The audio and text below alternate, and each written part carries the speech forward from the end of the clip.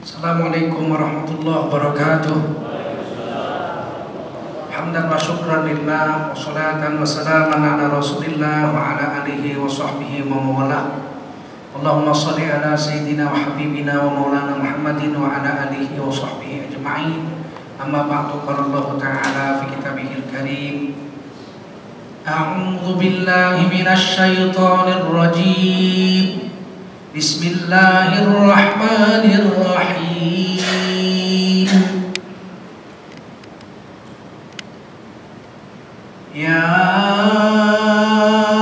ayyuhalladzina amanu taqullaha wa qulu qawlan sadida yuslih lakum a'malakum wa yaghfir lakum dhunubakum wa man yuti'illaha wa rasulahu faqad faza fawzan 'azima.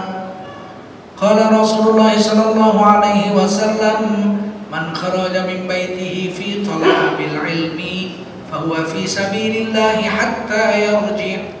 Baginda Rasul bersabda, siapa keluar dari rumahnya untuk mendapatkan ilmu, orang itu adalah orang yang berjihad fi sabilillah sampai dia kembali ke rumahnya. Mudah-mudahan kita semua mendapatkan pahala jihad dari Allah SWT. Amin. Sadaqallahul azim wa sadaqa rasuluhun nabiyul karim wa nahnu ala dzalika minasyahidin wasyakirin walhamdulillahi rabbil alamin. Jamaah duha, bapak-bapak, ibu-ibu sekalian di Masjid Sektor 9 Bintaro yang dimuliakan Allah SWT. Wajiblah kita bersyukur pada Allah SWT. Salawat salam kita sampaikan untuk baginda Rasulullah Sallallahu Alaihi Wasallam. Imam Al-Ghazali rahimahullah ta'ala dalam kitab Minhajul Abidin menjelaskan ada beberapa nikmat yang wajib kita gores di dalam hati kita sebagai kenikmatan yang besar yang mesti dijaga dan disyukuri. Tentu nikmat pertama yang paling besar itu nikmat iman. Dari 7 miliar penduduk dunia hari ini, hanya 1,7 miliar saja yang beriman kepada Allah dan baginda Rasulullah Sallallahu Alaihi Wasallam. Artinya 80% lagi tidak kenal Allah dan baginda Rasul. Hanya 20% saja kurang lebih dari penduduk dunia yang diberi Allah iman. Dan kita termasuk di dalamnya, alhamdulillah. Masya Allah. Iman gak tanggung-tanggung.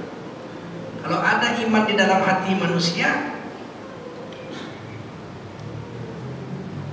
dia berubah jadi manusia ajaib. Kenapa? Karena orang beriman ini apa saja yang terjadi sama dia menguntungkan. Dapat nikmat, dia bersyukur, masuk surga. Dapat cobaan, bencana, dia bersabar, masuk surga. Sehingga Imam Ghazali rahimahullah ta'ala juga mengatakan dalam kitab Ihya Ulumuddin, ulama nggak tahu mana lebih dulu masuk surga, orang beriman yang bersyukur atau orang beriman yang bersabar. Siapa duluan masuk? Innallaha ma'as sabirin. Allah bersama dengan orang yang bersabar. Waduh, tingginya derajat itu. Wa sayajzillahu syakirin. Dan Allah menambahi segera dengan segera orang-orang yang bersyukur kepada Allah.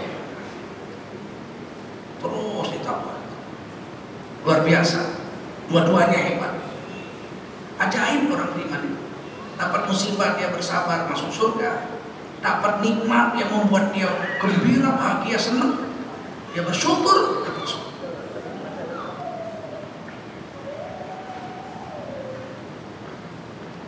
Harga orang beriman ditulis di hadis Sahih Muslim.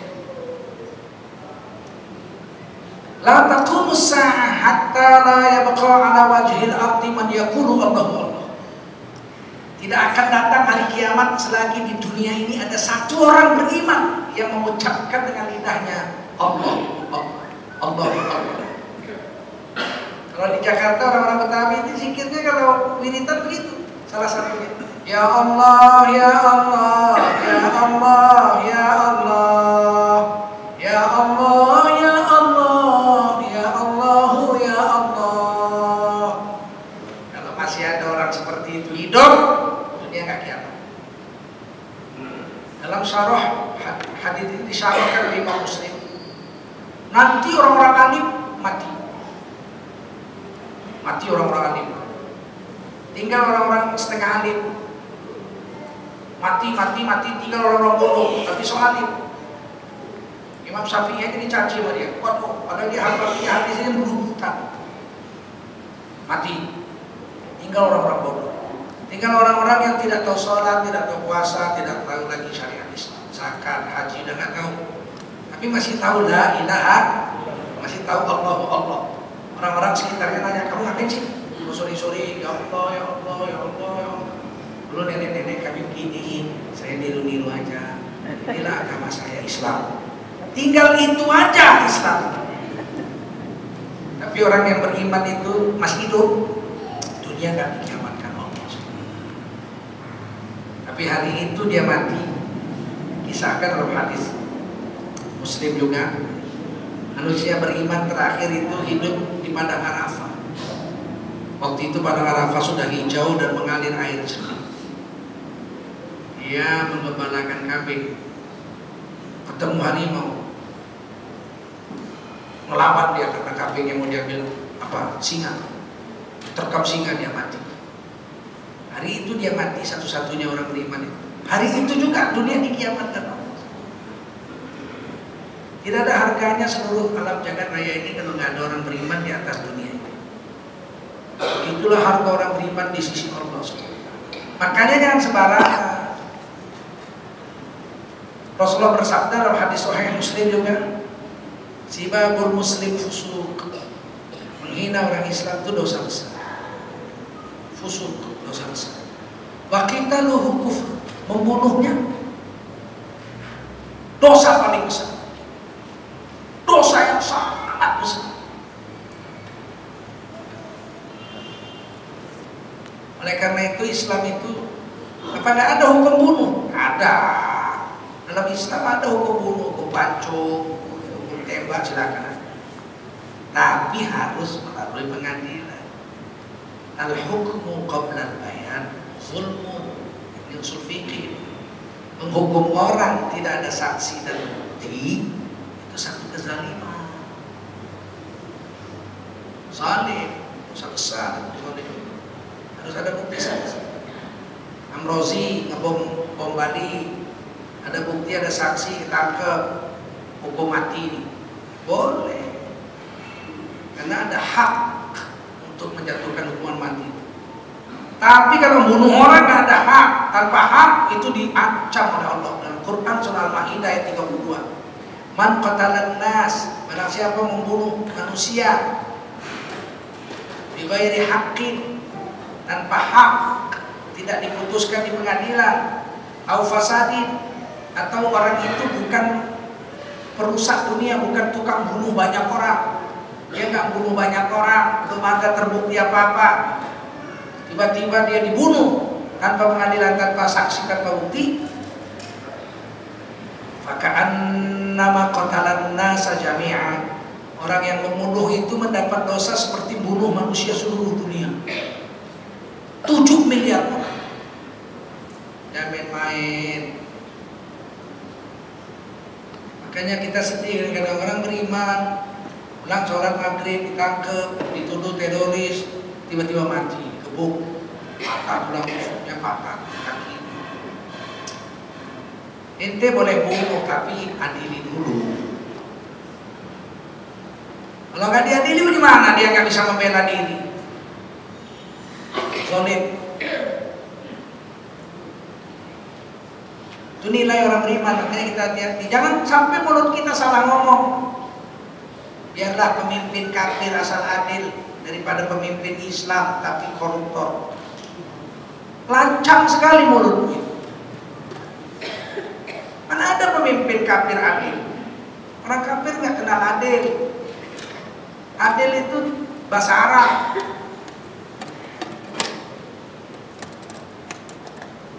Pancasila itu kemanusiaan yang adil dan beradab, tiga-tiganya bahasa Arab. Manusia bahasa Arab, adil bahasa Arab, adab bahasa Arab. Kenapa harus bahasa Arab? Karena nggak ada bahasa Indonesianya. Adil itu nggak ada bahasa Indonesianya. Ada 400 bahasa seluruh Indonesia dari Sabang sampai Merauke. 400 bahasa daerah. Tidak ada satu bahasa daerah pun yang punya padanan kata adil. Sinonimnya nggak ada. Jumpa orang Jawa, Pak, yang Jawi, asal pun di asal Sidomangun, oke. Adil itu cara Jawine apa, Pak? Adil itu cara Jawine ya adil. Enggak ada bahasa Jawanya adil itu enggak ada. Jumpa orang Batak, Pak. Guntok, Pak. Sian dia doang, sian tapan uli doang, anak Batak. Oh, no, guntok doang. Aduh, cara Batakna adil. Cara Batakna adil on adil. Biar tahu kata-katanya aja adil itu nggak ada dalam bahasa Indonesia dari Sabang ke Merauke. Jumpa orang Minang, kau orang apa kau? Iya Batak orang apa? Asal kita iya kok. Cara Minang bahasa Minangnya adil. Adil itu bahasa Minangnya yo adil juga. Lah kalau kata-katanya aja nggak ada, jangan harap ada bendanya. Kalau ada kata-katanya, biar bendanya kita nggak pernah lihat, ada itu. Naga. Kita nggak pernah lihat ular naga, nggak pernah lihat, tapi pasti ada. Karena ada kata-katanya. Naga, bahasa Indonesianya, bahasa Jawanya ulonoko. Bahasa Bataknya uloh nakodangi. Ada. Bahasa Cinanya liong. Kalau Cina Hokkien liong, kalau Cina Mandarin belum. Itu dulu siapa namanya? Bruce Lee namanya Li Xiaolong. Li naga kecil, Xiaolong itu kecil, Xiaolong. Li Xiao Liao, Li si naga kecil. Kalau bahasa Mandarin ini Li Xiao. Kalau bahasa Inggrisnya dragon. Oh, kalau ada kata-katanya berarti ada bendanya. Biarpun kita nggak pernah ketemu. Ini secara linguistik begitu. Kalau kita nggak pernah lihat, tapi ada kata-katanya pasti ada. Kentut. Bapak pernah lihat kentut? Nggak pernah kan? Tapi ada kata-katanya kentut, pasti ada bendanya, walau kita nggak pernah lihat. Kalau orang Minang bilang kantui, orang Jawa bilang entut, entutnya gede. Ada kata-katanya, pasti ada bendanya. Walau kita nggak pernah lihat. Kalau saya pernah lihat kentut, saya tanya guru kimia saya waktu SMA, Pak, kentut warnanya apa? Biru. Mana buktikan diambil gas H2S masukkan ke botol tuh biru. Kentut warnanya biru. Belum pernah lihat kan? Tapi ada. Karena ada kata-katanya. Lah adil, nggak ada kata-katanya. Kalau nggak ada kata-katanya, nggak ada keadilan. Keadilan di Indonesia tidak ada. Sebelum orang Islam datang kemari membawa adil itu. Di harga orang beriman jangan main-main. Jangan kita merendahkannya sementara Allah menaikkannya. Siapakah makhluk paling jelek sedunia? Orang kafir. Syarrud dawab, sejelek-jeleknya makhluk yang melata di bumi ini orang kafir. Itu yang bilang Quran. Gak mungkin Quran berarti keliru. Quran keliru. Oleh karena itu iman itu dihargai. Orang beriman itu kita hargai. Itu nikmat paling besar. Kalau kita beriman, masya Allah, amal kecil aja jadi gede. Amal kecil aja jadi gede. Kita ucap satu subhanallah, tumbuh satu pohon di surga. Dikelilingi kuda tercepat 70 tahun, nggak selesai satu putaran. Gedenya pohon. Tapi yang ucap subhanallah orang beriman. Kalau orang nggak beriman, nggak ada manfaat apapun, tak ada. Kalau orang beriman itu berwudu, Selesai wudu dia baca syahadat, asyhadu alla ilaha illallah wa asyhadu anna muhammadan abduhu wa rasuluh. Mengucap 2 kalimat syahadat, tapi orang beriman. Futihat lahu abwabal jannah tsamaniyah, dibuka 8 pintu surga untuknya. Kecil perbuatannya tapi mual. Akibatnya itu gede karena yang melakukannya orang beriman.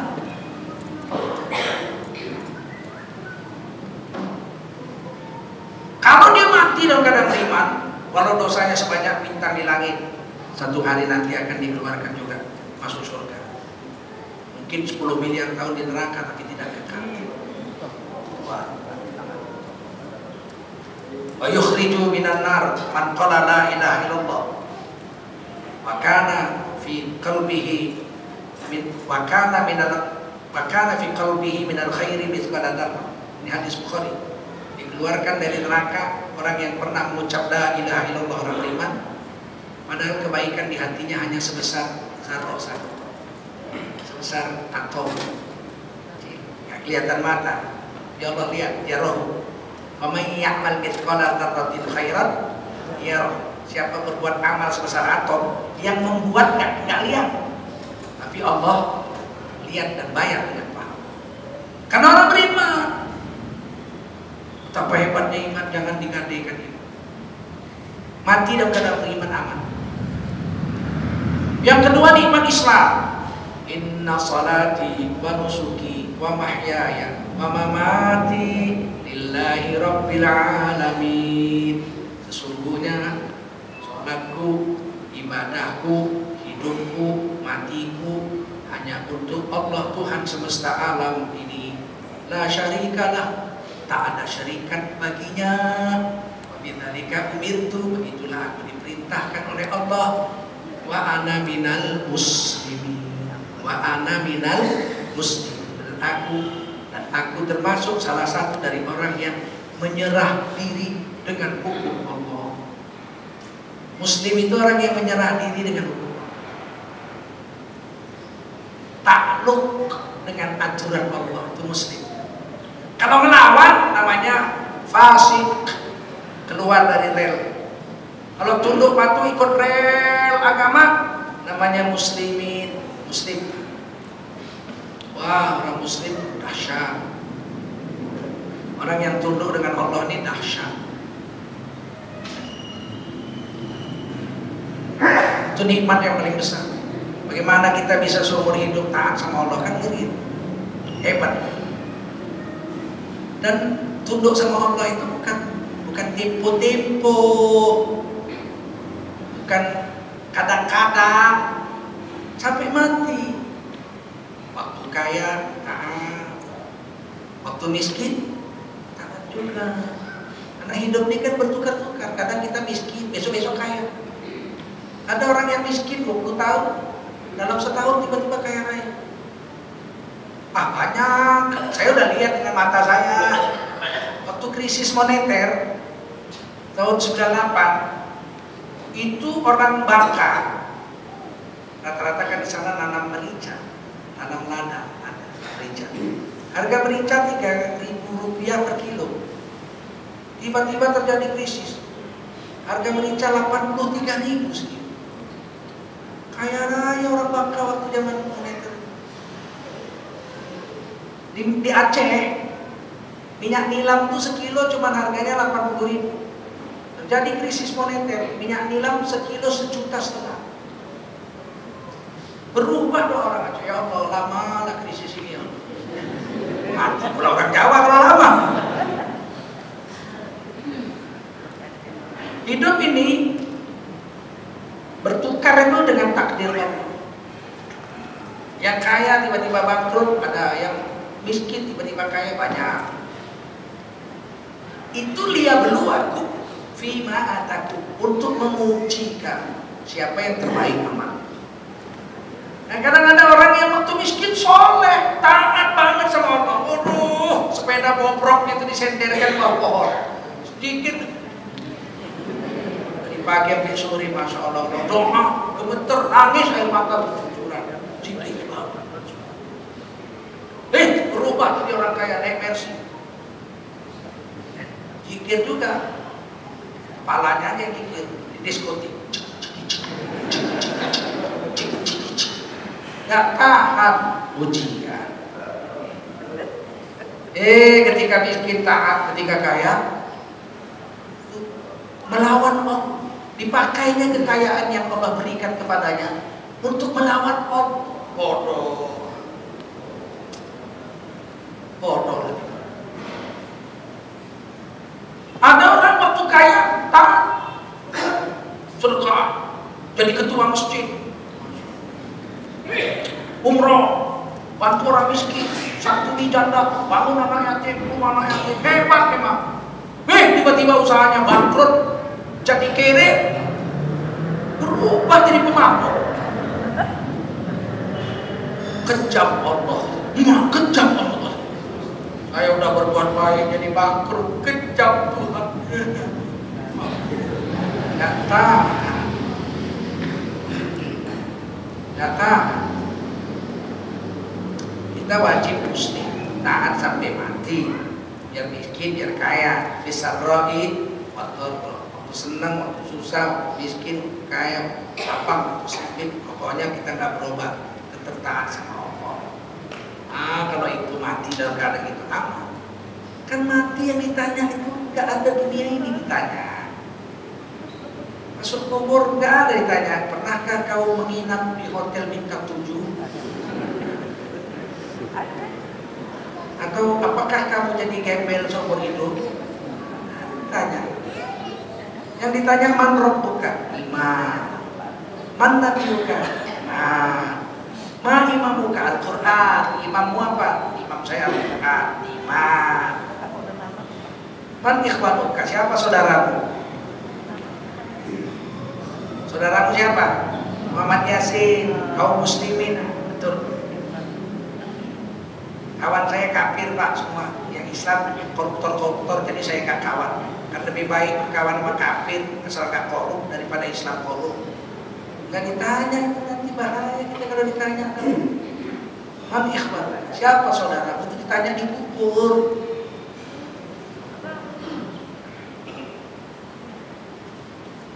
Taat kita sampai mati insya Allah. Kenikmatan yang ketiga yang diberikan Allah adalah kal hayati, seperti kehidupan ini. Istilah iman, Islam, hidup.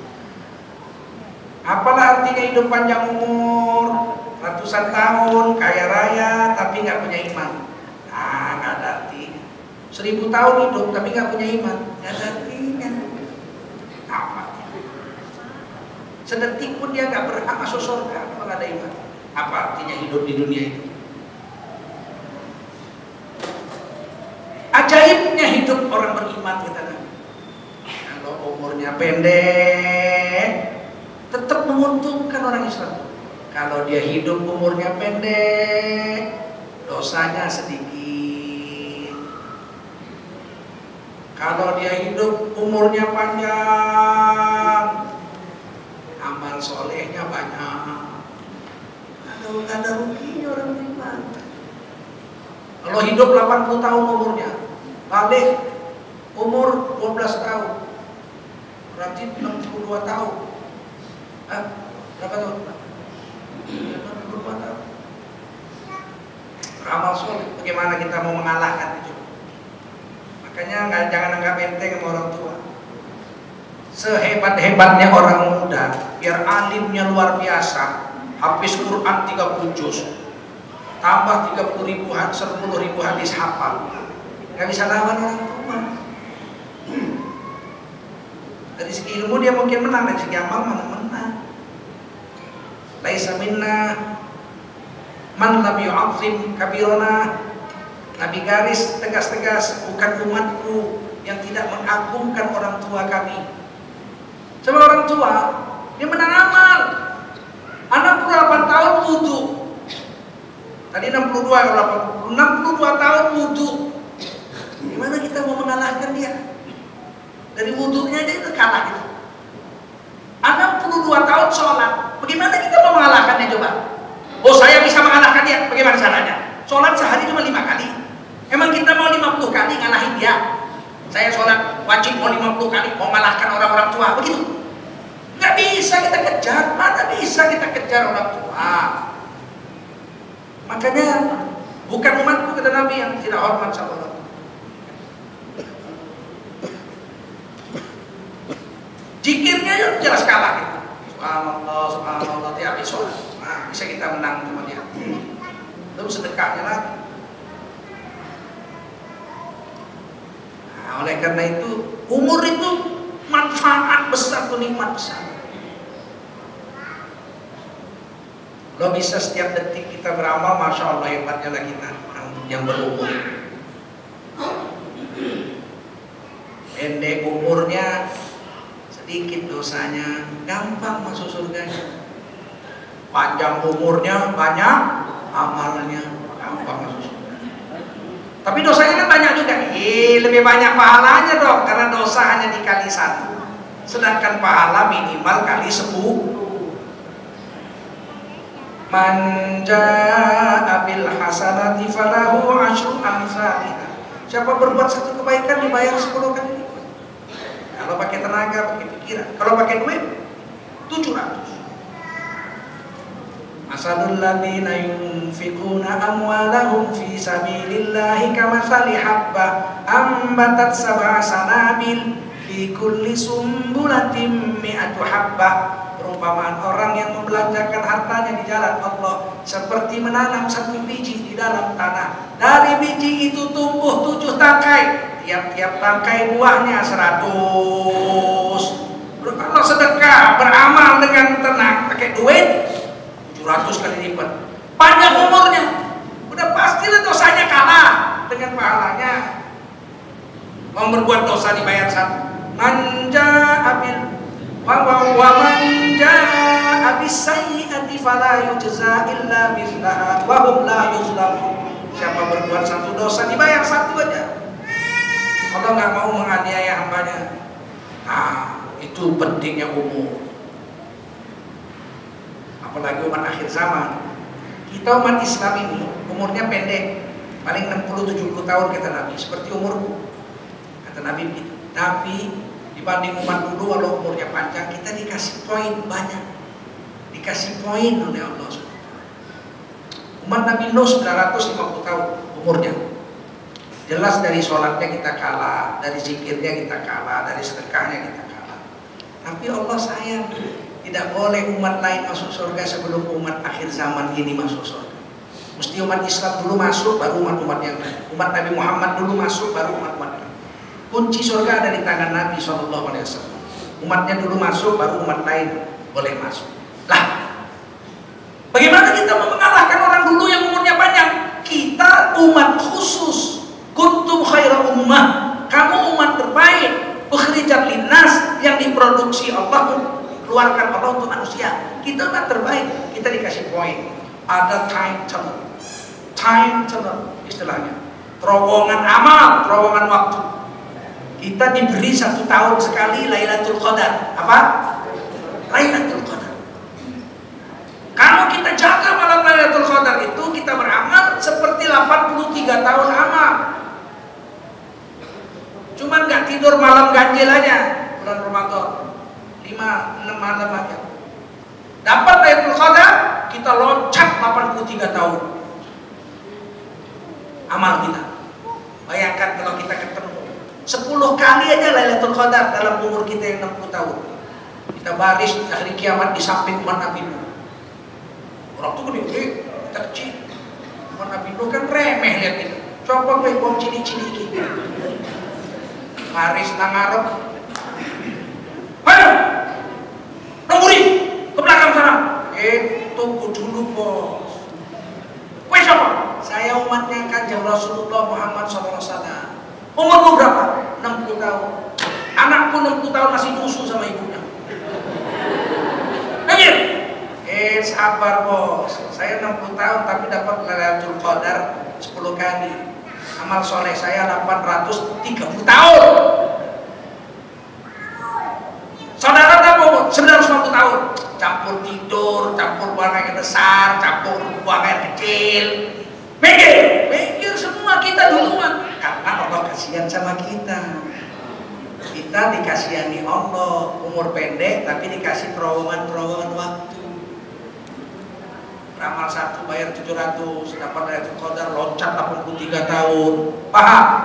Dan yang paling hebat, amal orang bisa dapat sama kita pahala ini. Itu yang nggak dapat orang lain. Orang lain itu malaisa lil insani illa ma sa'a. Itu dalam surah An-Najm. Kaum Nabi Ibrahim, kaum Nabi Musa, mereka beramal untuk dirinya aja, orang lain nggak bisa nyumbang. Kalau kita tidak, amal orang bisa dapat amal kita. Tuh hebatnya. Saya kasih contoh nih sekarang. Coba ibu-ibu, bapak-bapak ucap subhanallah. Subhanallah. Ayo. Ibu-ibu, bapak-bapak dapat satu pohon di surga. Saya dapat satu hutan. Kenapa saya yang nyuruh? Amal ibu bapak semua sama saya karena saya yang nyuruh. Sekali lagi, subhanallah. Saya dapat 2 hutan. Ibu bapak cuma dapat 2 pohon. Siapa bilang amal orang nggak bisa dapat dengan saya? Itu baru yang saya suruh. Bagaimana kalau orang yang tidak disuruh dia beramal?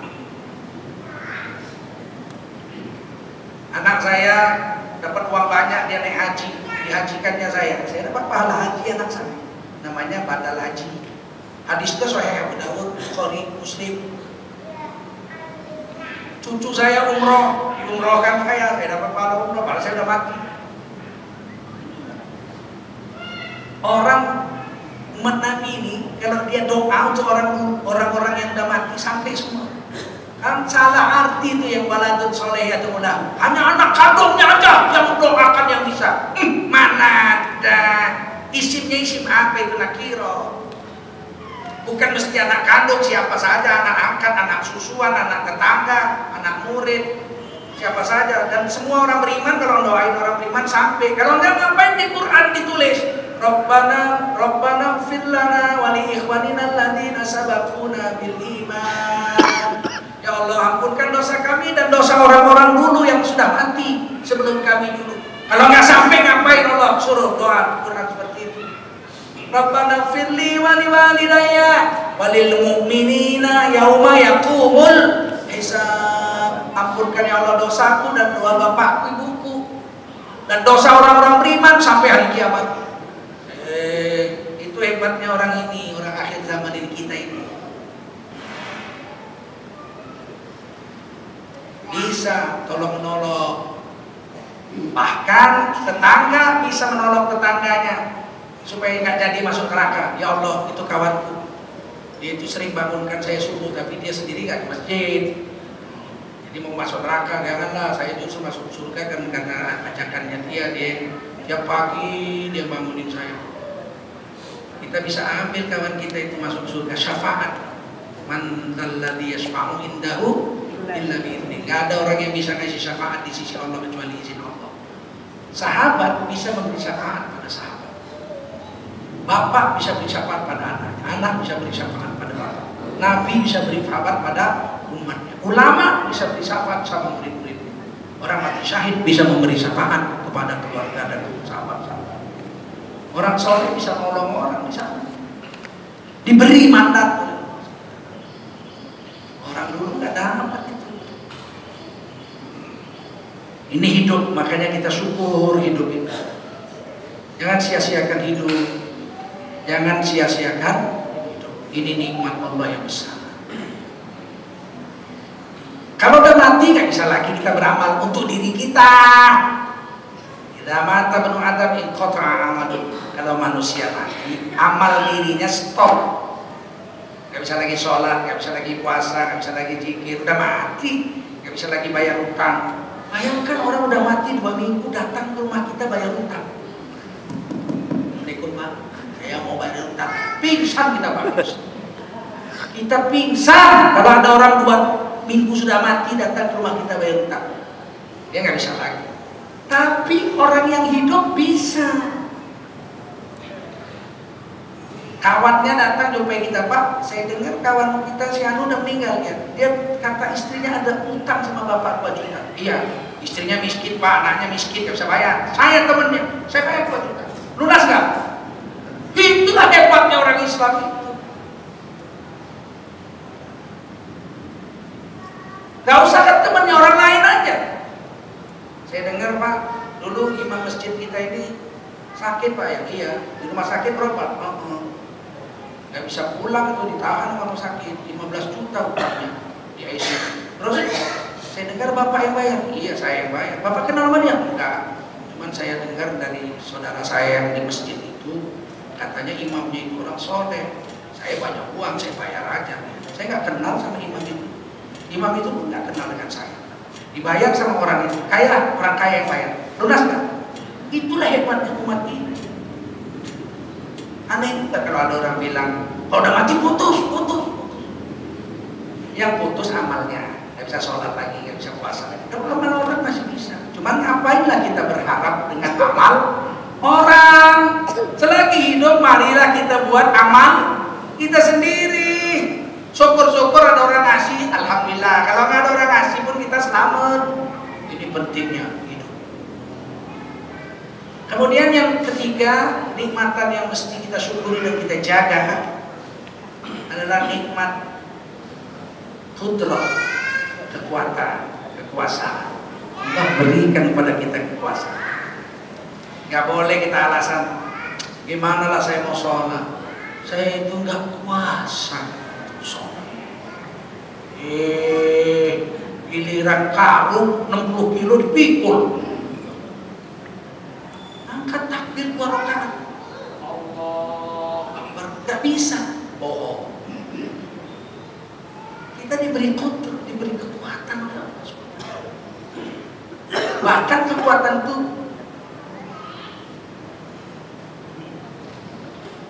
hampir mustahil menurut akal kita. Kita boleh tes kekuatan kita. Qudrah yang Allah berikan bisa dites. Saya kasih contoh. Malam kita tidur jam 9 malam, bicaralah kita, ya Allah, bangunkanlah aku jam 1 malam ini. Aku akan sholat tahajud. Insya Allah, tidurlah, nggak usah pakai jam beker. Jam 1 bangun. Paling meleset beberapa detik aja. Jam 1. Sayang kemudian qudrah itu ditanggung. Masih jam 1. Tahajud masih bisa jam 4. Tidur lagi. Bablas subuh. Jangan salahkan Allah, salahin. Allah beri kekuatan itu, qudrah. Cuman kita nggak merasakan.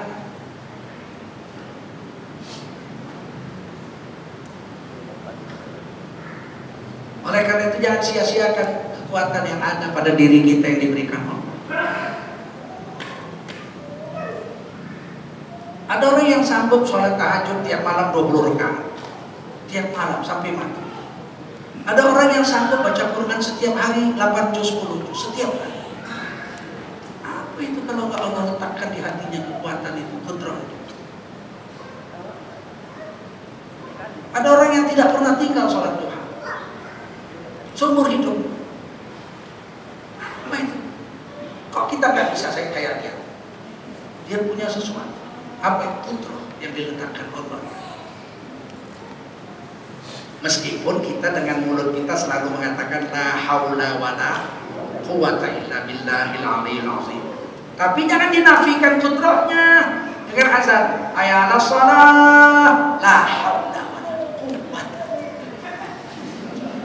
Terus kita duduk aja nggak sholat, la haula. Orang bisa bangun, bisa wudu, bisa sholat kok nggak dikerjakan. Allah sudah beri, nanti awas Allah akan minta kita.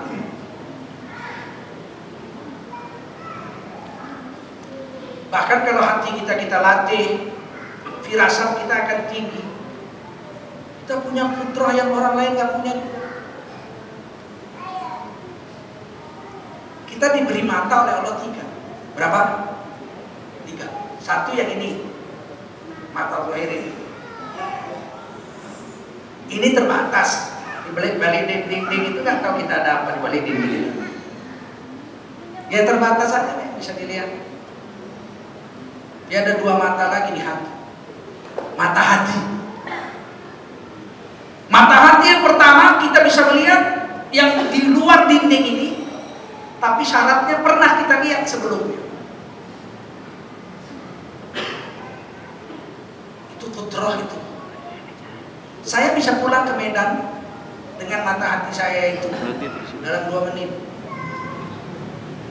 Karena dari sini saya pergi ke Cengkareng, naik pesawat tuh, turun Kuala Namu, bil taksi, jalan Kuala Namu, Tanjung Merawat, terus masuk jalan Ring Road, Tumpas Setiabudi, Pasar 1, Jalan Maroka. Udah sampai saya rumah saya. Kelihatan rumah saya, pintunya hijau, dindingnya putih, pagarnya hijau, kelihatan. Bapak-bapak lihat nggak? Kudrah yang ada pada saya. Saya pakai hati saya yang pertama, mata hati yang pertama. Ibu-ibu pun bisa, bapak-bapak bisa.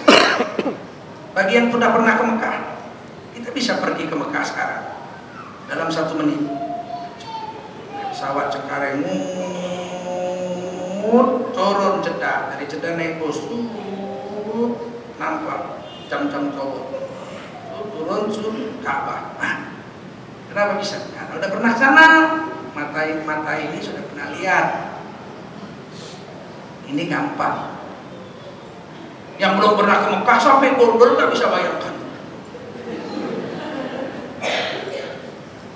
Tapi ada satu mata hati lagi, mata hati yang kedua.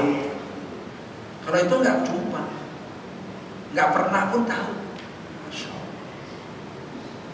Nabi Muhammad bilang, saya ada umat di zamanun yafirruna minal ulama wal fuqaha.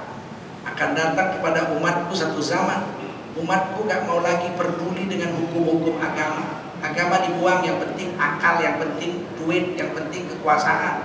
Ulama-ulama ngasih nasihat dia gak mau dengar. Hukum agama dia injek-injek. Biarlah pemimpin kafir daripada pemimpin Islam, macam-macam lah. Nabi lihat belum terjadi, akan terjadi kata Nabi. Tapi Nabi udah lihat, udah tahu. Wayabtalihimullahu bithalathati baliyah. Mereka akan dipukul oleh Allah dengan 3 bencana besar. Yang pertama, yurfa'ul barokata bin kasbihim. Semua usaha mereka berkatnya dicabut. Gagal aja. Karena masa bodoh dengan agama, melawan agama, LGBT, lesbian, homoseks dibela-bela. Padahal tamatan pesantren, tokoh agama, keprok sama Allah. Usahanya apa jadi buat nggak ada manfaat. Makan tidak terasa nikmat, tidur tidak terasa nyenyak, duit banyak tapi resah gelisah, bikin apa saja gagal. Yang kedua, wa yusallitullahu alaihim sultanan zalima. Akan dikalungkan di leher mereka pemimpin-pemimpin yang zalim-zalim. Mau sistem apapun dia bikin, tetap ada yang terpilih pemimpin penipu, pembohong, bejat, zalim. Karena ini memang ditabok, karena 2 dosanya.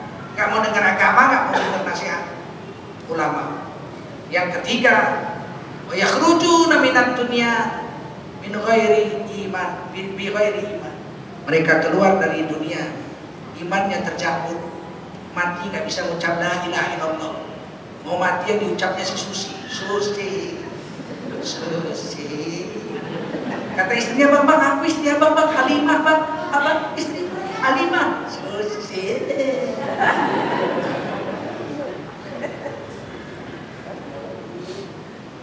Nabi lihat belum terjadi. Kulihat neraka, kata Nabi. Penduduknya sebagian besar wanita. Gimana Nabi lihat neraka aja belum ada penduduknya? Oh iya, lihatnya nggak pakai mata ini. Kita bisa seperti itu. Kata Nabi, hadis Tirmidzi, ittaqu firasatal mu'min fa innahu yadhuru bi nurillahi ta'ala. Hati-hati, kamu waspadalah kamu terhadap firasatnya orang beriman, karena mereka melihat dengan nurnya Allah Subhanahu wa taala. Jadi itu bukan bi uyunihi, bukan dengan 2 matanya, bi ainai, bukan dengan matanya yang 2 itu, tapi dengan nur Allah. Ada satu hadis lagi lebih hebat lagi, hadis riwayat Imam Ahmad. laula anna syayatina yahumuna ala qulubi bani Adam lanadharu ila malakutis sama. Kalaulah tidak karena hati anak Adam dikerubuti setan, pasti anak Adam itu, manusia itu bisa melihat alam malaikat di langit sana. Malaikat tawaf di Baitul Ma'mur dia bisa lihat. Pakai apa? Ada yang menarik. Pakai hati. Hatinya sayang dikerubuti setan. Saya ditanya lah, Pak, Bapak udah bisa lihat malaikat di langit? Loh, kenapa? Karena hati saya masih dikerubuti setan. Sama dong kita. Sama kita. Kalau kita sudah bersih, kita bisa lihat malaikat tawaf di Baitul Ma'mur. Mana mungkin orang wali Allah berbuat jahat, wali Allah berbuat maksiat? Nggak mungkin. Sebab dia lihat, dia dengar pena malaikat mencatat amal solehnya. Klik klik klik klik. Subhanallah. Klik klik klik klik. La ilaha illallah. Klik klik klik klik. Berbuat jahat ya. Klik klik klik klik. Mana berani kita kalau dengar malaikat yang mencatat dosa bunyi pulpennya. Klik klik klik klik klik. Berani kita buat dosa lagi. Makanya wali Allah itu dalam Islam disebut mahfuz, dipelihara. Kalau Nabi namanya maksum, bebas dari dosa. Kalau wali namanya mahfuz, dipelihara. Sebab dia punya kudrah yang kita nggak punya. Sayang kan kalau kita diberi Allah seperti itu, kita bunuh dengan maksiat, kita bunuh nggak kita latih. Sayang sekali. Yang ketiga, akal. Ini nikmat Allah yang besar, ini akal. Kalau kita berakal, Masya Allah. Kalau kita ini orang Islam, beragama Islam, hidup, tapi gila, aduh. Malaikat langsung pulpennya dikantongi. Dan kenapa? Pensiun. Gila. Buat apalah? Rufi al-qalam, diangkat pena, nggak akan dicatat lagi. Hadis salah daripada 3 kelompok manusia. Yang pertama adalah orang yang tidur sampai bangun. Yang kedua anak-anak sampai dia balik. Yang ketiga majnun gila. Orang gila joget di jalan raya, telanjang, tang-ting, keting, tang-ting, keting, tang-ting, mana ada malaikat, nggak ada catat. Kata orang Medan, bantai kaulah. Tapi andai kata orang dari lahir sampai mati gila terus, masuk surga, tapi surga paling rendah. Ini akal luar biasa. Kalau akal itu kita letakkan di atas iman, kita bisa mengalahkan malaikat derajat kita. Tapi kalau akal kita letakkan di atas nafsu, imannya kita buang, kita lebih jelek dari binatang. Ulaika kal an'am, ulaika kal an'am, bal hum adall. Mereka seperti binatang, bahkan lebih jelek dari binatang. Binatang itu Pak, banyak baiknya. Buaya, buas. Tapi buaya tidak pernah mau makan daging buaya. Saya pernah lihat Discovery Channel. Buaya di sungai di Afrika, sungainya gede. Banyak sekali buayanya. Binatang itu kalau nyebrang ribuan itu sapi-sapi itu dia makan. Tiba-tiba musim kemarau, air kering. Akhirnya tinggal jadi danau kecil. Mereka berkubang itu, ada ratusan buaya berkubang di lumpur-lumpur. Menunggu kalau ada hewan yang mengambil air dia makan. Lama-lama airnya kering, mulailah mati. Lapar, nggak ada binatang lagi ngambil. Tidak ada satu ekor buaya pun yang mau memakan daging kawannya. Yang masih hidup dia nggak mau makan. Apalagi yang udah mati pun dia nggak mau makan. Buaya tahan mati menderita kelaparan daripada makan daging kawannya. Tapi manusia kalau akalnya itu diletakkan di nafsu, kawannya dimakan, istri kawannya dimakan, anaknya dimakan, istri anaknya dimakan. Lebih jahat dari binatang. Buaya nggak mau selingkuh, tidak mau buaya selingkuh. Kalau bininya mati dia nggak kawin lagi sampai mati. Kalau lakinya mati nggak mau kawin lagi sampai mati. Makanya orang Betawi kalau kawin pengantin wajib bawa roti buaya, supaya pengantinnya itu seperti buaya, setia sama istri, sama suami, jangan selingkuh. Kalau manusia akalnya diletakkan di nafsu, Pak, jahat. Ada orang dari sampah diambil, dibina, dikader, diorbit, sampai jadi wakil yang orbit. Udah jadi wakil yang orbit. Tapi kalau akalnya itu dia letakkan di nafsu, nggak bersyukur dia sama yang mengorbitkan dia. Malam dia berdoa, ya Allah, udah 2 tahun jadi wakil melulu, matikanlah dia ya Allah biar aku jadi bos. Jahat. Ingat ya Pak, orang-orang besar dikhianati oleh orang-orang dekatnya sendiri. Julius Caesar dikhianati oleh Brutus, orang dekat. Indra Gandhi dibunuh oleh ajudan pribadinya yang nembak dia mati. Gus Dur siapa yang mengkhianati? Kita tahu sendiri. Yang dekat di mata kita lah. Dari mulai Julius Caesar, lihat pengkhianat itu orang-orang dekat. Buaya nggak mau Pak.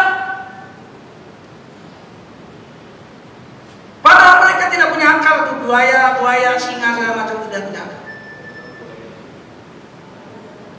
Kita punya akal, harusnya kita lebih sempurna. Kalau akal itu diletakkan di atas iman. Kalau akal diletakkan di atas nafsu, kita lebih jahat dari binatang. Kurang aja. Lihat orang jelek aja, ada bagus. Akal ini dipelihara supaya akal itu terpelihara. Selalulah takut sama Allah. Ingatlah neraka.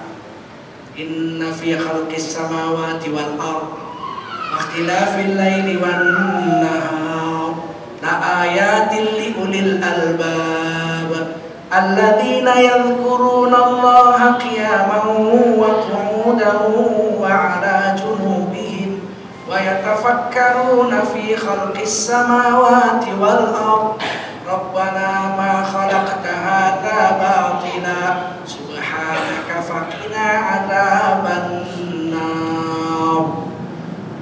Sesungguhnya pada kejadian langit dan bumi dan pada pergantian malam dan siang terdapat tanda-tanda kekuasaan Allah bagi orang yang berakal. Siapakah orang berakal itu? Alladzina yadhkuruna Allaha qiyaman wa qu'udan wa 'ala junubihim. Mereka yang selalu berzikir, ingat Allah ketika berdiri, duduk maupun berbaring, bahwa dia yakin Allah lihat dia, bahwa dia yakin malaikat menilai amalnya. Wa yatafakkaruna fi khalqis samawati wal ardh. Dia memikirkan kejadian langit dan bumi.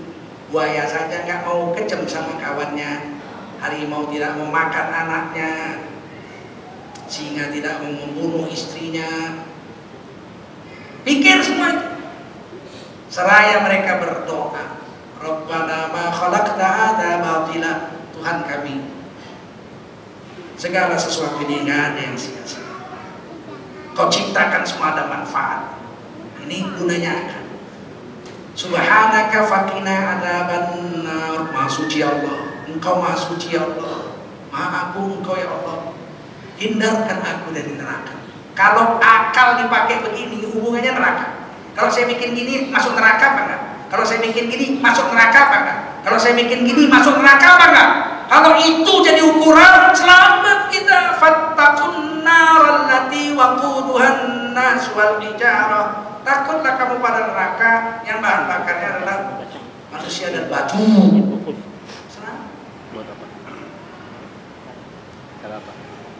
Yang terakhir, wanutqi, kemampuan berbicara. Lidahnya. Lidahnya ajaib Pak. Kalau lidah dipakai beramal soleh, buahnya bukan lidahnya yang baik saja, tapi pusat penguasa tubuh jadi baik. Kata Nabi, inna fil jasadi mudghah. Di dalam tubuh manusia ada segumpal. Kalau daging itu baik, sodohan. Kalau daging itu baik, maka semua tubuhnya menjadi baik, dari ujung rambut sampai ujung kaki baik semua. Kalau dia jahat, rusak, maka dari ujung rambut sampai ujung kaki rusak. Ala wahya qalb, ketahui olehmu, segumpal daging itu adalah hati. Hati. Kalau hati baik, seluruh tubuh baik. Kalau hati rusak, seluruh tubuh rusak. Bagaimana membaiki hati? Dengan lidah. Ala bidzikrillahi tatma'innul qulub. Ketahui olehmu dengan berzikir hati jadi mutmainnah. Zikir la ilaha illallah. Mau bunyi mau nggak bunyi, jangan marah sama orang yang zikir bunyi. La ilaha illallah, la ilaha illallah. Ahli neraka jahanam. Mana ada ahli neraka jahanam berzikir? Mau nggak bunyi pun kita nggak usah marah pula. Kau kenapa kayak ikan mujair? Zikir aku. Jangan kita marah, dua-duanya sunnah kok ribut. Yang penting lidah pakai zikir. Kalau hati, lidah penuh dengan zikir. Selain lidahnya jadi bagus, berpahala. Berpahala apa? Khafifatani kalimatani khafifatani fil lisani thaqilatani fil mizani habibatani ila rahmani. Ada dua kalimat yang enteng di lidah, tapi berat dalam timbangan amal dan sangat dicintai oleh Allah SWT. Subhanallahil azim, subhanallah wa bihamdi. Selain dapat pahala dengan timbangan yang berat, hatinya jadi mutmainnah. Kalau hati mutmainnah, nafsunya bisa dikuasainya, dipanggil sama Allah masuk surga. Bukan dipanggil sama Allah orangnya, Zulkarnain, tidak, tapi nafsunya mutmainnah itu yang dipanggil. Ya ayyatuhan nafsul mutmainnah irji'i ila rabbiki radiyatan mardiyah fadkhuli fi ibadi wadkhuli jannati. Hei nafsu yang sudah terkendali, mutmainnah. Bagaimana membuat hati mutmainnah? Zikir dengan lidah. Kalau dipakai baca Quran, masya Allah, itu Quran kata Allah dalam Quran, ma huwa shifa. Itu Quran adalah obat. Kita baca Quran dengan lidah kita, seluruh tubuh kita sehat. Bayangkan. Kenapa? Karena hatinya tentram. Ternyata ilmu sains modern, medical science, ilmu kesehatan modern mengatakan 80% penyebab penyakit adalah jiwa yang resah, jiwa yang rusak, hati yang semeraut. Kalau udah jiwa kita stres, kolesterol naik, asam urat naik, darah tinggi naik, semua naik. Obatnya apa? Tenang aja jiwa. Bukan makan lipito, makan cilori, enggak, tenangkan jiwamu, penyakitmu diangkat oleh Allah. 20% lagi dari makanan. Rakus makan, sakitlah. Makan itu pakai apa? Pakai mulut, ada lidah. Iko lancap anak kok, rendah pada. Lancap anak iko tunjang. Lidah juga ini penyebabnya ini. Kita baca Quran dengan lidah kita, tubuh kita sehat, hati kita tenang. Masya Allah. Tapi saya lidah ini jahat, makanya lidah dipenjara. Dalam Quran surah Al-Balad, walisanan wa syafatain, dan lidah yang dipenjara di antara dua bibir. Di antara dua bibir diangkat bibirnya masih ada gigi. Jadi lidah dipenjara di gigi, dan dipenjara di bibir. Artinya jangan sembarangan dipakai, kecuali hanya untuk yang baik-baik saja. Kalau dia dipakai untuk jahat, selain kena dosa, dia menghancurkan tabungan dosa. Jahat sekali lidah. Kalau tangan kita mencuri, dosanya dosa mencuri, betul nggak? Tapi kalau lidah kita bergunjing atau menceritakan yang maksiat, ceritain aib orang, selain dosa aib, dosa bergunjing dapat tabungan pahala dibakar seperti api yang memakan rumput. Dapat dosa, tabungan amal habis. Jahatnya lidah itu. Oh, bayangkan jahatnya lidah. Makanya dia di penjara. Kalau tangan mencuri, apalagi tangan menampar, dapat dosa, tabungan amal nggak hancur. Tapi kalau lidah bergunjing, selain dapat dosa gunjing, seluruh amal yang ada yang pernah dia buat seumur hidup terbakar oleh gunjingan, oleh jahat lidahnya itu, seperti rumput dimakan oleh api. Tiba-tiba hari kiamat, selain dapat dosa lidah, pahala habis. Alah, jahatnya lidah. Pantaslah lidah itu dipenjara di antara 32 gigi dan 2 bibir. Kata Nabi, tuba, luar biasa agungnya, beruntungnya, hebat, tidak tergambarkan. Tutuba liman amsaka fadla min lisani, yang bisa menahan kelebihan lidahnya. Saya tidak bisa bayangkan kalau lidah ini tidak dikurung dalam gigi dan bibir. Secara fisik aja udah jelek. Coba.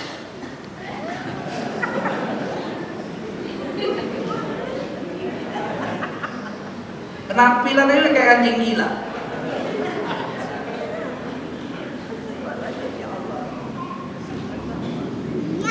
Semoga kiranya ceramah hari ini ada manfaat. 1 jam. Silakan yang mau tanya.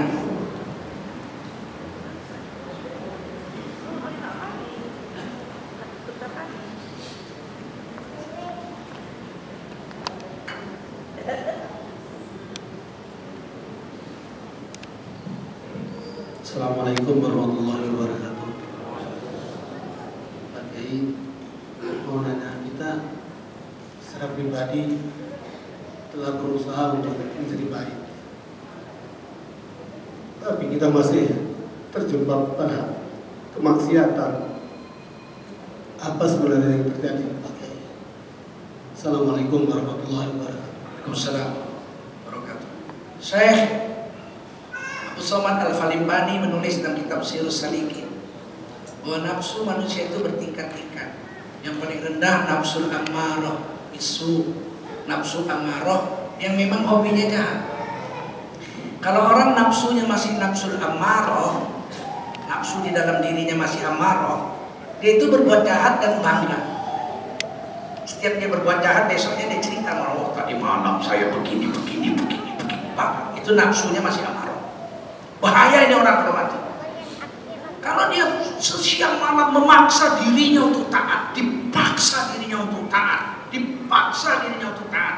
satu hari nanti dia naik, nafsunya berubah menjadi nafsul lawwamah. Adanya kalau nafsul amarah itu di surah Yusuf, kalau lawwamah di surah Al-Qiyamah. Nafsul lawwamah itu nafsunya sudah suka berbuat baik, ngaji udah seneng, baca Quran udah seneng, sholat tahajud udah seneng. Tapi sekali-sekali jatuh juga, ketemu kawan lama mabuk. Tapi besok paginya dia menyesal. Kenapa? Sudah 2 bulan ini aku berhenti mabuk, sholat tahajud tiap hari. Kenapa? Orang yang nafsul lawamah ini, dia sudah senang berbuat baik, tapi sekali-sekali silap juga dia berbuat jahat. Dan ketika dia melakukan kemaksiatan, dia menyesalinya bukan main. Itu sudah baik, nafsu lawamah sudah baik. Kalau dia mati-matian terus memaksa dirinya untuk taat, menjauhi maksiat, mendekati Allah terus dengan amal soleh, nanti satu hari nafsunya naik lagi, nafsu mutmainnah. Kalau mutmainnah udah nggak doyan jahat. Cina yuk gila loh Cina, yang halal ada di rumah tuh. Ayo kita korupsi. Buat apa? Gaji gue aja nggak habis makan. Aku sekarang udah umur 50, udah dilarang dokter makan nasi 2 piring, hanya boleh sepiring. Buat apa aku nyolong? Oh ini sudah mainlah ini orang. Ayo nonton kita yuk. Ngapain nonton? Saya mau zikir aja. Ayo nonton 2 jam, saya baca Quran 2 jam bisa 4 juz. Wah, ini sudah mutmainnah. Kalau terus mutmainnah ini dijaga, nanti satu hari naik lagi nih nafsunya radiyah. Ya ayyatuhan nafsul mutmainnah irji'i ila rabbiki radiyah. Nafsu yang radiyah, nafsu yang diridhoi Allah. Sahabat-sahabat Nabi nafsunya sudah radiyah. Mereka itu ukurannya Allah aja. Ini Allah suka nggak? Allah nggak suka nggak mau. Ini ya oke, Allah suka ini. Allah suka ini. Ini Allah nggak suka. Ukurannya Allah suka aja. Sudah nafsunya sudah radiyah. Sukanya Allah aja dia mau. Nanti naik pangkat sekali lagi mardiyah. Nafsu yang diridhoi Allah. Pertama dia ridho sama Allah, kemudian Allah ridho kepadanya. Siapa yang seperti itu? Sahabat, Muhajirin Ansor. Wasabiquna al-awwaluna minal muhajirin wal ansar walladzina tabauhum bi ihsan radhiyallahu anhum wa radu an. Mereka ridho pada Allah, Allah ridho pada mereka. Muhajirin Ansar dan pengikutnya kita ini bisa. Asal kita kayak Muhajirin Ansar juga. Itulah pangkat yang paling tinggi yang bisa kita capai. Di atas itu ada satu nafsu lagi namanya nafsul kamilah. Nafsu yang sempurna. Hanya milik nabi-nabi dan rasul-rasul. Hanya milik nabi-nabi dan rasul-rasul. Kita nggak bisa sampai situ. Yang lain satu lagi mungkin. Ya. Assalamualaikum Ustaz. Waalaikumsalam. Ustaz, saya pernah dengar hadis bahwa perbedaan pendapat di kalangan umatku adalah rahmat. Kedudukan hadis itu seperti apa? Kemudian perbedaan pendapat yang bagaimana yang dapat rahmat dari Allah SWT? Kedudukan hadis ini secara sanad dhaif, tapi matan diterima. Artinya memang khilafiyah antara umat ini bikin rahmat. Kalau semua amalan ini harus sama berat. Ya, khilaf yang bagaimana yang membawa rahmat? Khilaf yang berdasarkan sumber yang benar, Quran dan Sunnah Rasul. Apa bisa hadisnya sama, hasilnya beda? Bisa. Kenapa? Karena hadis itu bahasa. Hadis itu adalah bahasa. Kalau hadis itu bahasa, tentu dipahamkan berbeda dengan sense, understanding of the person who listens. Itu berbeda dengan pendapat orang yang memahamkannya. Kenapa? Karena bahasa punya nahu sorof, kalau bahasa Arab ya. Ada alat-alatnya. Ada alat-alatnya. Kalau ada alat-alatnya memahamkan bahasa pakai alat. Apa bisa kita salahkan? Tidak bisa. Contoh. Nabi bersabda, la sholata li jaril masjid illa fil masjid.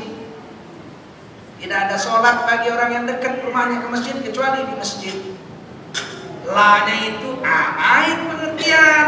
La-nya itu kata Imam Hambali la nafi. Tidak sah sholat orang yang rumahnya dekat masjid kalau dia laki-laki kecuali di masjid. Kalau dia sholat di rumahnya nggak ke masjid, sholatnya tidak sah. Harus pergi ke masjid. Nah, itu Imam Hambali. Karena la-nya itu la nafi. La kan banyak, bukan la nafi aja. Ada la kamilah, la jamaliyah. Imam Syafi'i mengatakan la-nya itu la jamaliyah, tidak sempurna sholat orang laki-laki yang rumahnya dekat ke masjid kecuali ke masjid.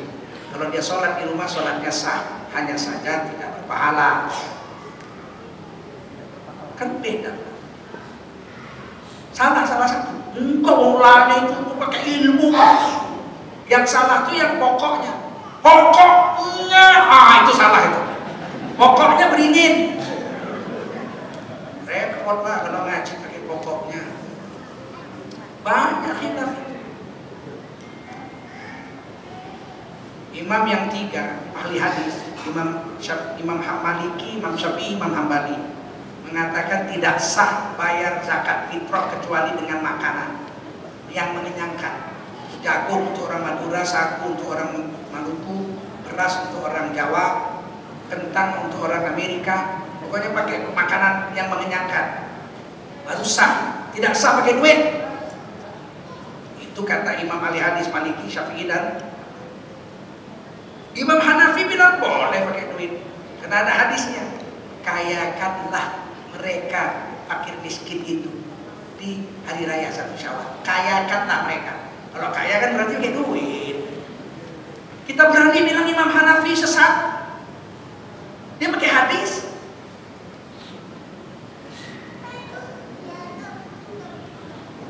Tapi harus konsekuen. Kalau kita ikut Imam Syafi'i nggak boleh pakai duit. Beratnya 2,5 kg kalau peres. Kalau kami di Medan 2,7 Pak. Khilaf lagi. Masuk neraka gara-gara itu. Kok bisa khilaf? Ulama Jawa bawa gantangan Baghdad. Karena satu gantang Baghdad itulah bayaran zakat fitrah. Sampai di Jawa dimasukkan beras. Nabi SAW kan masukkannya korma, masukkan beras. Orang Jawa kalau nimbang beras diperes pakai bambu, keren, diratain pakai bambu, keren. Ditimbang 2,5 kilo. Sultan Delhi di Medan, dia datang ulama kami namanya guru saya namanya Syekh Hasan Maksud, dia mufti kerajaan Delhi. Kata Sultan Delhi, mufti berapa ukuran bayar zakat fitrah? Dia bawakan tangan Baghdad diisi beras. Orang Medan kalau dikepret itu pelit. Gak boleh orang Medan nimbang beras di peres, harus munjuk, namanya munjuk, harus membukit gitu, ditimbang 2,6 kilo lebih sedikit. Kata Syekh Hasan Maksud kepada Sultan Delhi, Tuanku Sultan, daripada kurang mending dilebihkan. Itu bahasa kami. Daripada kurang bagus dilebihkan, kena 2,7, masuk neraka. Kalau kita bayar zakat di Medan 2,5 diketawain. Berapa ini Pak? 2,6. Padi, maaf. Sama? Enggak sama. Jadi seperti itulah khilaf yang ditolerir. Dan harus ulama, ada hadisnya. Kalau saya dengan Bapak bukan khilaf namanya, silap. Kalau saya atau Bapak itu silap. Yang khilaf itu ulama, Imam Maliki dengan Imam Syafi'i, Imam Hambali dengan Imam Hanafi itu khilaf. Kalau terkucurkan main sama Anda, wah, itu bukan khilaf, silap. Ya, itu satu lagi. Ya. Amalan di bulan Rajab. Amalan itu di bulan apa saja disuruh mengamalkan amalan sunat diperbanyak. Bulan apa saja? Perbanyak amalan sunat, wajib nggak bisa diperbanyak. Sholat subuh 40 rakaat kan nggak boleh. Yang diperbanyak di bulan-bulan setiap hari yang diperbanyak itu adalah amalan sunat. Rajab ini kalau kita mau zikir lebih banyak dari bulan lain bagus. Mau sedekah lebih banyak dari bulan lain bagus. Mau apa saja baca Quran lebih banyak dari bulan lain bagus, karena bulan ini bulan haram. Bulan haram itu cuma salasa mutawaliyat, 3 berturut-turut, Dzulqa'dah, Dzulhijjah, Muharram, dan 1 terpisah sendiri yaitu ini bulan agung, bulan haram. Haram artinya agung, Masjidil Haram, masjid yang. Nah, di bulan haram ini, bulan haram yang pertama dapat kita ini Rajab, nanti Dzulqa'dah, Dzulhijjah, Muharram. Kita disuruh banyakkan amal-amal sunat, termasuk puasa. Ibnu Umar mengatakan ketika mendengar satu orang sahabat mengatakan haram puasa di bulan Rajab, dia bilang sebulan penuh pun sunat puasa di bulan Rajab, sebulan penuh. Tidak ada larangan. Kenapa? Al-aslu fi shiyam mandub. Hukum asal puasa itu sunat setiap hari. Setiap hari. Yang puasa tiap hari menurut Imam Ibnu Katsir Nabi Nuh. Nabi Nuh tiap hari puasa 900 tahun. Kecuali dilarang. Itu hukum asal puasa itu tiap hari boleh sunat pahala. Kecuali dilarang. Dalam Islam Hari yang diharamkan puasa cuma 5. Apa aja coba? 1 Syawal, Idul Adha 10 Zulhijjah, 11, 12, 13 Zulhijjah. Ini haram. Selain ini semuanya sunnah. Kok tiba-tiba ada ngomong orang, siapa berpuasa di bulan Rajab bid'ah, haram, masuk neraka. Nabi baru dong. Nabi Muhammad cuma mengharamkan 5, dia mengharamkan 35. Tambah sebulan bulan Rajab. Jangan lancar. Jangan lancar. Ya, tapi hadis-hadis fadilat, hadis-hadis keutamaan bulan Rajab itu banyak yang maudhu dan banyak yang dhaif. Kalau hadis fadilat nggak ada urusan. Apakah kalau ada hadis fadilat yang mengatakan itu hadis fadilatnya itu maudhu, palsu, terus fadilat amal jadi hina? Misalnya kita sholat tahajud. Sholat tahajud kan hukumnya sunnah. Wa minal laili fatahajjat bihi nafilatan lak. Malam tuh baguslah puasa sholat malam. Tiba-tiba ada hadis, siapa sholat malam 10 rakaat dikawinkan dengan 10.000 bidadari. Palsu hadisnya. Kalau gitu udah, nggak usah puasa, nggak usah sholat malam lagi. Hadisnya palsu begitu. Ya enggak dong, tetap aja sholat malam itu berpahala. Cuman hadis palsunya jangan dipakai. Paham? Puasa itu setiap hari berpahala kecuali 5 hari yang diharamkan.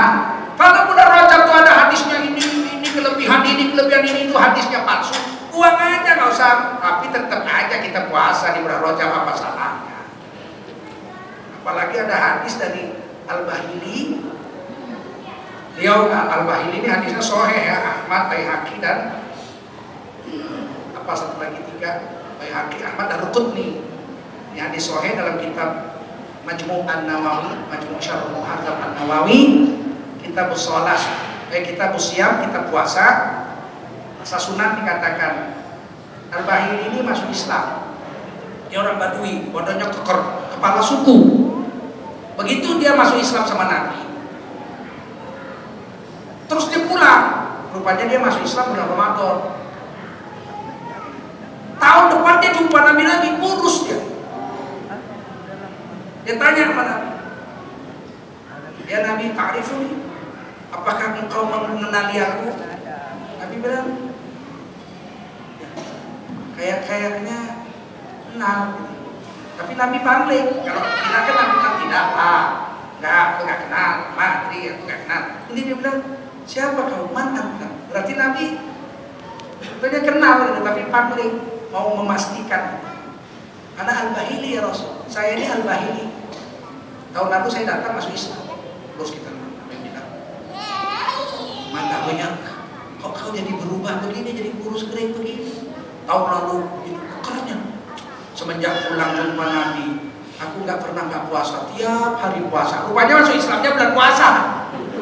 Dikiranya orang Islam itu harus tiap hari puasa. Aku tiap hari nggak pernah buka sampai sekarang udah setahun ya Rasul. Kata Nabi, kenapa kamu mengazab dirimu? Kenapa kamu menyiksa diri? Puasa itu cuma bulan Ramadan saja yang wajib. Ya kalau Ramadan aja udah sedikit, saya udah sanggup setahun puasa terus. Terlalu sedikit kalau Ramadan ya Rasul, tambahi dong. Kata Nabi, ya udah setiap bulan 1 hari. Kalau sehari mah kecil. Sydney tambahi lagi ya Rasul 2 hari setiap bulan. Kalau 2 hari tiap bulan kecil. Ya udah 3 hari tiap bulan kata Nabi. Kalau 3 hari tiap bulan kecil ya Rasul.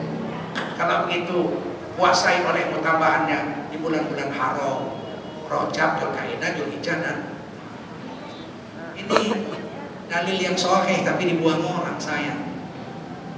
Tapi begitupun kita balik aja ke asal. Asal puasa hukumnya tiap hari pun sunnah, kecuali 5 hari yang di haram. Itu aja. Satu terakhir Ibu, saya mau menikahkan keponakan. Habis. Ya, satu lagi. Saya kasih waktu satu lagi.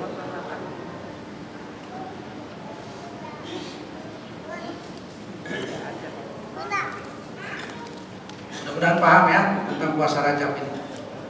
Assalamualaikum warahmatullahi wabarakatuh. Waalaikumsalam warahmatullahi wabarakatuh. Ustaz, tadi Pak Ustaz bilang kalau